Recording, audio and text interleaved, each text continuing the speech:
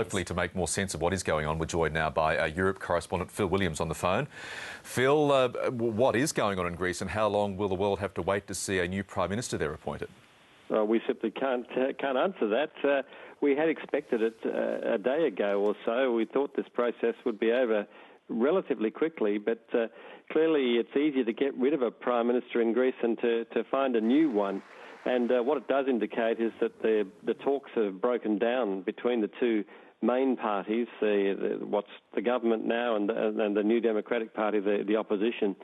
And we don't know how this is going to be resolved. It's mess upon mess, and I guess we can get used to it with Greece, but it certainly doesn't do any stability any good. And if it wasn't for Italy diverting attention, there'd be even more horror at what's happening there.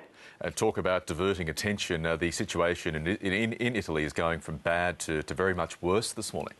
Yes, absolutely. The bond rate, this is the cost of borrowing, and it's very relevant to Italy because they have to find 340 billion euro, that's about 500 billion Australian dollars in the next year. And the rate at which they'll have to pay has shot up over 7%, it's now 7.5%. This is not sustainable. It's over 7% is the figure at which the Irish, the Portuguese and the Greeks put their hands up and said, we need a bailout, we need help.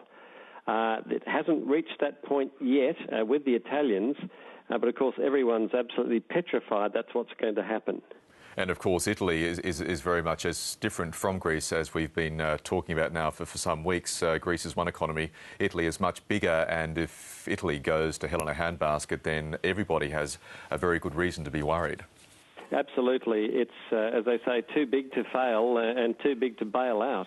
The combined resources of the Financial Stability Fund simply isn't enough to cater for what their commitments currently with Greece and Portugal and Ireland.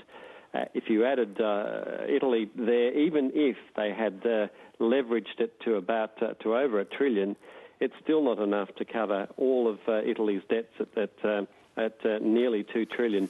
So there's simply a big question mark.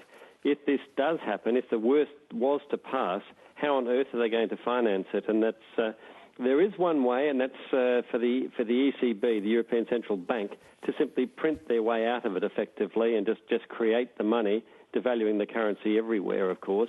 The Germans in particular, the paymasters in Europe, have said, no, we don't want that. That's not the functions of a central bank. But circumstances may just force a change on that, and everyone's looking to Berlin to see if the realities of the Italian situation may just force their hand. On that uplifting note, we'll leave it there. Phil Williams, our Europe correspondent, thank you. Thank you.